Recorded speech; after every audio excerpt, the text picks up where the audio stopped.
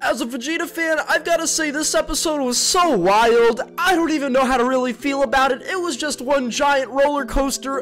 That ending, though, was very screwed up. How are we gonna have Vegeta using Final Flash and then Jiren just energy orbs him to the ground like that?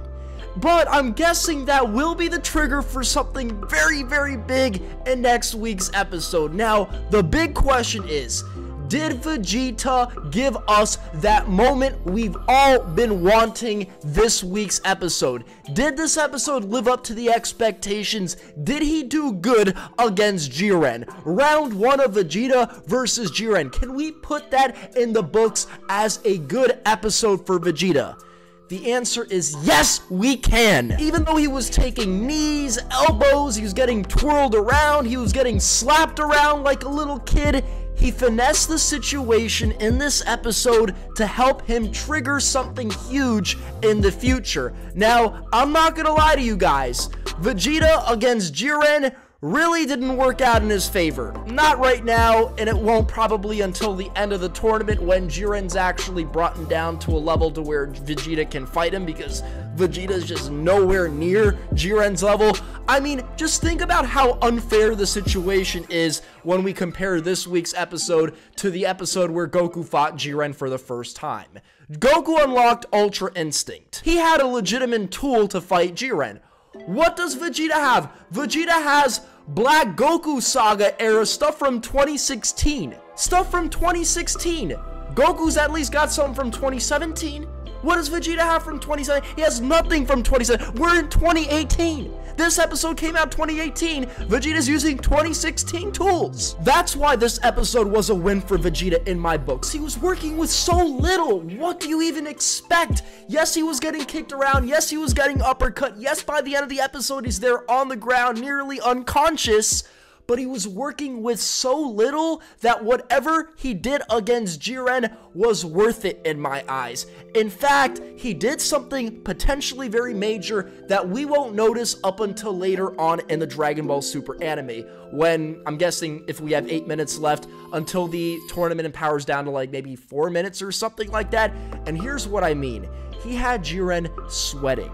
Vegeta learned something very quickly about Jiren that Jiren was not expecting, because it's not like Jiren is sweating here over Vegeta's strength. Like, Vegeta punched Jiren in the gut and it didn't do anything at all. So Jiren's not worried that Vegeta's gonna punch through my chest and like break through my body or something. That's not what he's concerned about. But when Jiren was throwing those back-to-back punches at like light speed, that barrage of punches, he noticed something about Jiren that not even Goku did, which is why Goku was there on the floor and Vegeta made some legitimate contact and had Jiren nervous. He figured something out about him, and I think this is going to be vital in the next up and coming weeks. This episode, it looks like Vegeta took a loss, but he actually took a win low-key. Beerus and Wiz both hinted at a Vegeta Ultra Instinct. Now, what version of it he's gonna get, I don't know. When this is gonna happen, I don't know. I have no idea.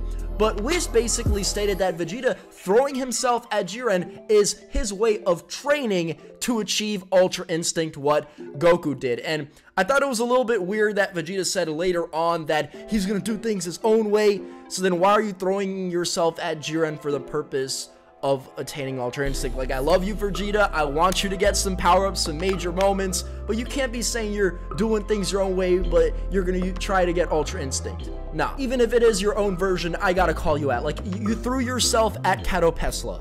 Just stop, alright? That was a temporary loss, but you could turn it into a win later on. If you go even further, as the gods are watching, they state that Vegeta's Saiyan pride being bruised. You know, Jiren just having to open up his mouth like, there ain't nothing pure about your fighting style, Vegeta. Like, screw you, Jiren, you're about to take an ass whooping. Not from Vegeta, from Goku, but still, shut up. Basically, you know, him being talked down on is going to trigger and ignite something in Vegeta. He's going to use that as inspiration to get some kind of new power. And honestly, guys, that's going to be crazy. Like, I'm looking forward to next week's episode a lot more than this week. simply because I already felt like, you know, in the preview, there was nothing that Vegeta could possibly do against Jiren. And that's why even in the preview, like the main highlight of it is him getting slapped. Like that was like what we were supposed to expect the energy and the atmosphere to be like in this week's episode. Just certain scenes in this episode were brutal, guys. Like there were times where I felt like if there was less censorship in this Dragon Ball Super series,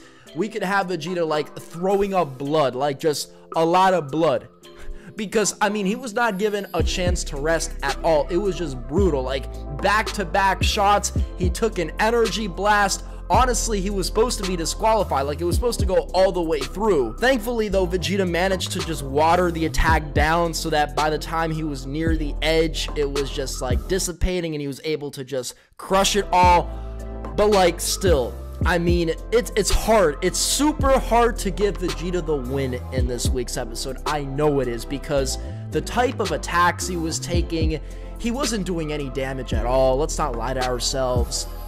But it's just, again, the fact that what have they given Vegeta so far? What have they really done for this character thus far? Not even the bare minimum. I mean, Gohan of all characters got a bigger jump before the tournament started. So here right now, at least Vegeta is still around. He has not been disqualified. He learned something about Jiren, which is going to be very vital. Shook this dude up despite the fact that he didn't do any damage whatsoever. And, you know, that final flash, though, I'm not going to lie, like, he came off extremely cocky, and it looked super cool, but, you know, the fact that Jiren just appeared right there with that energy blast and finished him off, it was super hard to be like, yeah, Vegeta like killed it this week, man, because he was getting killed. Now, I think the overall feel Toei was trying to give us with this week's episodes that Universe 11 is very dangerous, and not only Jiren, and that's why we had Toppo going up against Android 17 and Gohan. Like, what possible scenario would Toppo end up trying to ball with Gohan and Android 17? Like, just super random. Like, I understand what they're trying to do. They're trying to set things up in terms of the plot, but like, my mentality, if I was the captain of this team, I would be like, listen, Toppo's dangerous, Jiren's dangerous. Let's try and split up the team so that we could take both of them on, and then hopefully we could get some results that way. That's not what happened. We've got Goku just going at Jiren, and then Vegeta decides, like, screw you, Goku, I can go up against Jiren, and then everyone else is just fighting everyone else. The Dispo Frieza situation had me dying. Probably my favorite moments in the episode, aside from the Vegeta stuff, of course.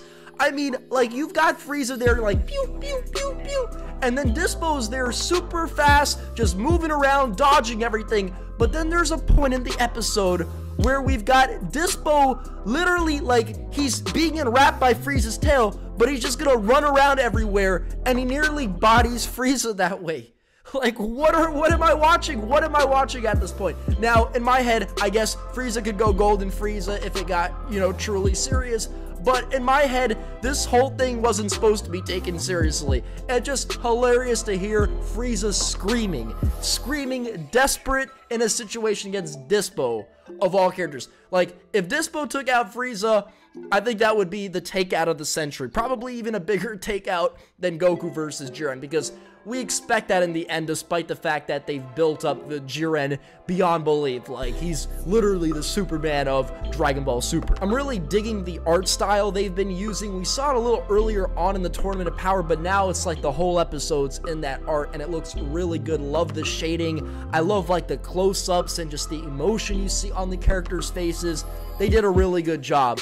Animation, really solid during certain parts. Other parts, you could tell they recycled some stuff. Overall, just beautiful. If every episode of Dragon Ball Super was on this level, without a doubt would go down as a unanimous classic.